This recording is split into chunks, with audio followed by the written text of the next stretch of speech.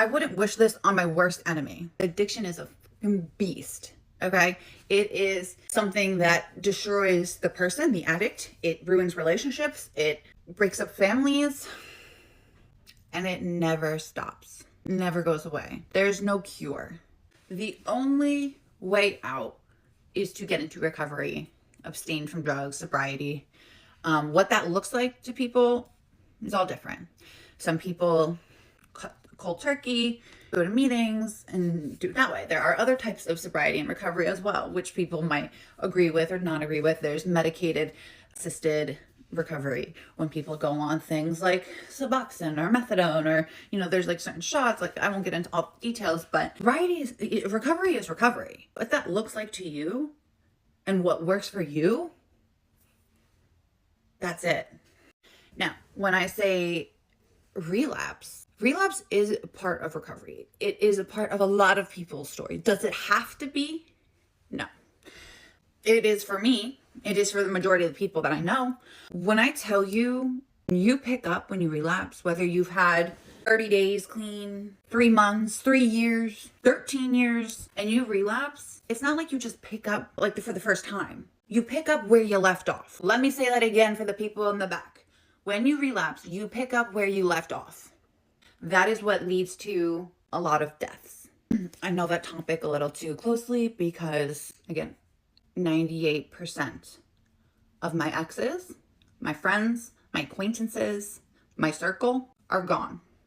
When we are in recovery and doing the next right thing, and those days and months and years are adding up, your addiction is out in your driveway doing push-ups. I know people have probably heard that expression, but it's the fucking truth. And all I can say is that when you relapse and you try to get clean again, it gets harder and harder.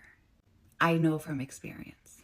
Again, I wouldn't wish this on my worst enemy because this disease, it doesn't just ruin the person, the addict or the alcoholic.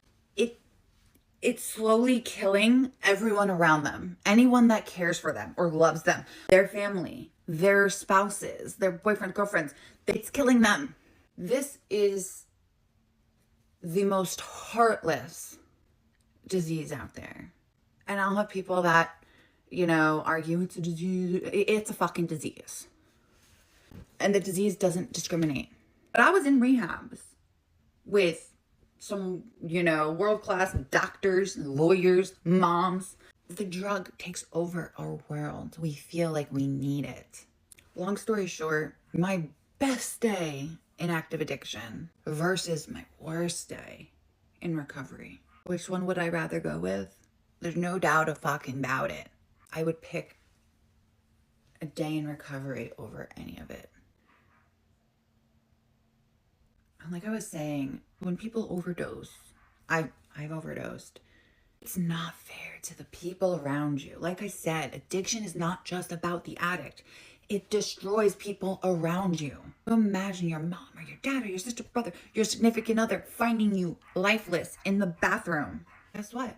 For the addict, you really don't remember much.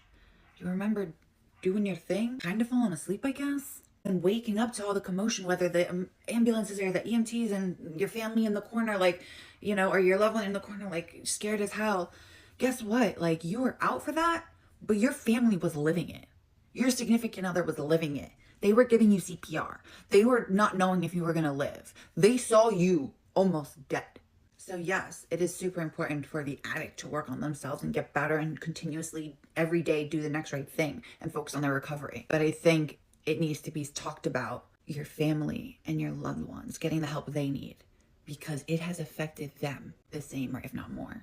You are not alone. Whether you are suffering, a loved one, your family, they're not alone, and there is a way out. I am living proof. I was the worst of the worst. There was no hope for me. And here I am, talking about it, trying to help people.